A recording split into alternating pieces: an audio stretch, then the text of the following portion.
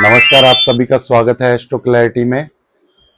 आज हम चर्चा करेंगे जो सबसे ज्यादा पूछे जाने वाला प्रश्न है कि क्या मेरी कुंडली में राजयोग है या नहीं। तो आइए देखते हैं कुंडली में कैसे बनते हैं राजयोग, खुद जानिए अपनी कुंडली चेक करके। तो सबसे पहले ये हमारा लग्न चार्ट है। लग्न चार्ट में हाउस दिए हुए हैं। तो हमारी कुंडली में केंद्र हाउस होते हैं, केंद्र भाव, जिनको विष्णु स्थान भी कहा जाता है। वो होते हैं 1, 4, 7, 10 हाउस। और हमारी कुंडली में त्रिकोण भाव होते हैं, लक्ष्मी स्थान जिनको कहा जाता है, वो होते हैं 1, 5, 9।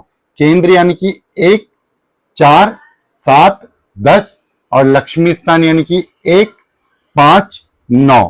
तो अगर 1, 2, 3, 4, 5, 6 इन 6 भाव का संबंध आपस में एक दूसरे से बन जाए तो ये कुंडली में राजयोग के प्रोमिसेस दिखाता है।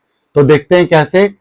तो अगर पहले और पांचवें भाव यानी कि ये भाव पहला, ये पांचवा, इनका आपस में संबंध बन जाए, संबंध युति से भी हो सकता है, संबंध परस्पर दृष्टि से भी हो सकता है, संबंध स्थान परिवर्तन से भी हो सकता है। अगर आप संबंध को अच्छे से समझना चाहते हैं तो मैंने इसकी पिछली वीडियो बना रखी है, वो आप जाके देख सकते हैं।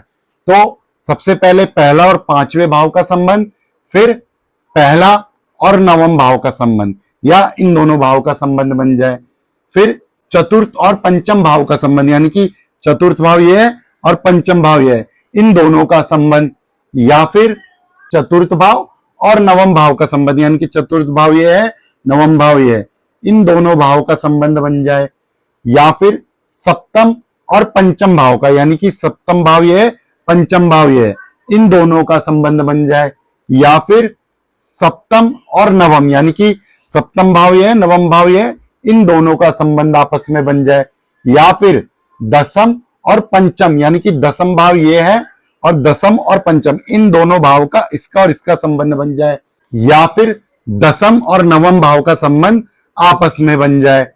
तो इनमें से जितने ज्यादा संबंध बनते हैं आपकी कुंडली में उतना ही प्रबल राजयोग होगा।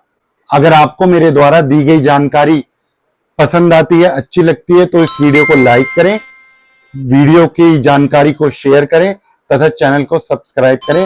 धन्यवाद, नमस्कार।